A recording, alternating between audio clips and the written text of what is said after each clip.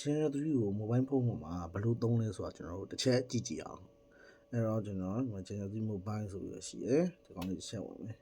အဲ့တော့ဖွင့်ထားမှမကြသေးဘူးဆိုတော့ဒီအပေါ်မှာပေါ့နော်ဒီနားမှာChannel 3ရဲ့ဒီ compute node တွေ ready ဖြစ်နေပြီ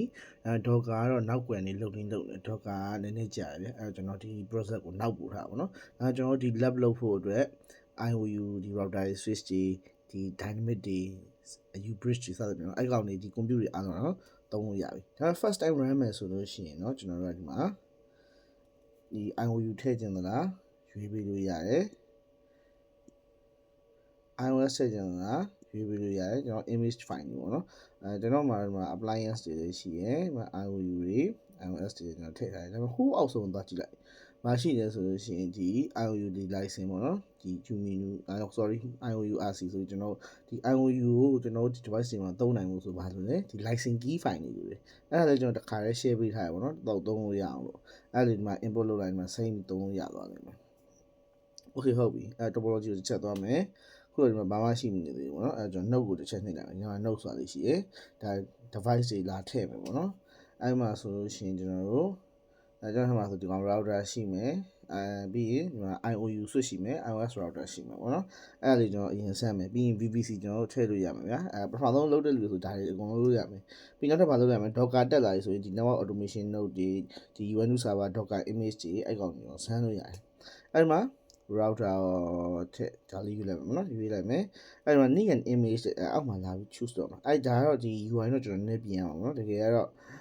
need an image လား choose an image လားစကားလုံးအသုံးနှုန်းလည်းပြင်ဖို့လိုတယ် need an image ဆိုကျွန်တော်ဒါဘာ image မှမရှိသေးလို့ထည့်ခိုင်းတဲ့ပုံစံဖြစ်တော့เนาะဒါ image user ဆိုရွေးခိုင်းတဲ့ port up လေးရတယ်တခါလေးတက်လာတော့အဲကျွန်တော် UI မိုင်းနည်းနည်းတော့ထပ်ပြီးတော့ upgrade လုပ်ပေးမယ်ဒါတော့ beta version ပေါ့နော်အဲ့လိုမျိုး feedback လေးကျွန်တော်ပေးလို့ရတယ်ဗျာအဲ့မှာချက်ချုံလို့ချက်လို့ရတယ်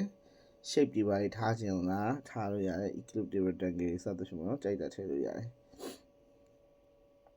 note ရေးခြင်းလားရေးလို့ရတယ်เนาะစသဖြင့်ပြီးရင်ဒီမှာဆိုလည်းအပေါ်မှာ menu ရှိရဗျာ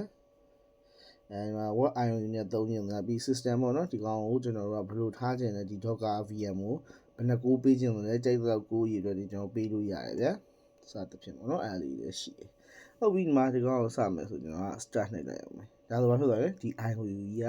start လုပ်တာဒီမှာဆိုလည်းကျွန်တော် Docker loading ပြီးသွားတဲ့အတွက်ဒီမှာ online ဆိုပြီးပြနေပေါ့နော်ဒီမှာဆိုကျွန်တော်က IOU start ဖြစ်သွားပြီ start ဖြစ်သွားဆိုကျွန်တော်ဘာလုပ်မလဲဒီမှာ console နှိပ်ပြီးတော့ချိန်လို့ရတယ်တနည်းဒါမှမဟုတ်ဒီ console လာချိန်နေတူတူပဲဒီမှာ device ကတစ်ခုပဲရှိလို့ပေါ့နော်အများကြီးရှိရင်အများကြီးလာပြလိုက်မယ်ဟုတ်ပြီကျွန်တော်နောက် node တစ်ခုထည့်လိုက်မယ်ဘာထည့်မလဲဆိုတော့ event လေးထည့်လိုက်မယ်အဲ့ဒါကြသူကဒီနည်းနည်းလေးတော့အချိန်လိုတယ်ဒါသူကသူ prepare လုပ်နေမှာပြီးရင်လာလိုက်မယ်နည်းနည်းတော့ကြာရပါတော့ဟိုကောင် IOU လောက်တော့မမြင်ဘူးဟုတ်ပြီကျွန်တော်ဒီကောင်လေးနှစ်ကောင်ထည့်လိုက်မယ်ပြီးရင်ဒီနှစ်ကောင်ချိန်မယ်ဆိုတော့ဗာနှိပ်မယ် link ကိုနှိပ်မယ်ဘယ်ကောင်နဲ့ချိန်နေတာဒီကောင်နဲ့ချိန်ချင်တဲ့ interface ပဲ interface တွေရွေးလို့ရတယ်နော်easy 1/1 နဲ့ချိန်ပါဘောနော် okay ခေါ်တယ်ပြီးရင်ဒီကောင်ကိုကျွန်တော်တို့က start ကြိုနှိုးထားလိုက်မယ်ဟုတ်ပြီအဲ့ဆိုကျွန်တော်ရဲ့ဒီ console ဘက်ကိုသွားကြည့်လို့ရတယ်ဗျာ console ဘက်ကိုကြည့်မယ်ဆိုဒီမှာဘာပေါ်နေလဲဆို device ကနှစ်ခုဖြစ်နေတယ်နော်ဟိုကတော့မပေါ်သေးဘူးဆိုဒီမှာ loading လုပ်နေလို့ရှိသေးတယ်ဒီဘက်မှာဒါလေးကတော့စောင့်အောင်ပါပေါ့နော်ဒီချိန်မှာကျွန်တော်တို့ဘာတွေလုပ်လို့ရလဲဆိုလို့ရှိရင်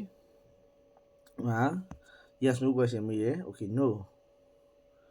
terminate လုပ်မှာဟုတ်တယ်ဒါကြီး terminate လုပ်မှာအခုကျွန်တော်တို့ဘယ်ကိုရောက်သွားလဲဆိုရင်ဒီ IOU switch ကိုရောက်သွားပြီခါလေးတော့စောင့်ရအောင်နော်ဒီ first time လေးပဲပြီးရင်ဒီ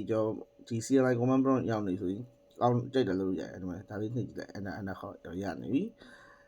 sorry နော် anyway configure terminal do show VLAN brief ကြည့်ရမယ် do show int brief အဲ့လိုဖြစ်မှာနော်အကုန်စမ်းကြည့်လို့ရတယ်နော်ခုနကဟိုကောင်တက်လာရှင်တယ်တက်လာပြီအဲကျွန်တော်ဘာလုပ်ကြည့်မလဲ pwd လို့ပါရိုက်ကြည့်ပါနော်သူက root directory တစ်ခုပဲရှိရဟုတ်ပြီ